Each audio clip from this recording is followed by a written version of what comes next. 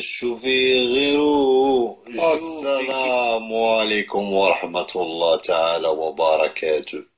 وعليكم السلام. واش مازال ما بغيتك ربي تبقى تصلي؟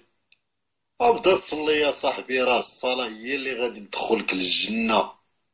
الجنة؟ شنو هي هاد الجنة؟ ودي السي هشام معاوش، ما عندك حتى فكرة على الدين ولا الجنة ياك؟ ما عنديش السي أسامة القط. الجنة السي هشام هي اللي كيمشيو لها المسلمين من بعد الممات ديالهم، المسلمين اللي كيصليو وكيصوموا وكيعبدوا ربي في الدنيا. وشنو فيها بالسلامة هاد الجنة؟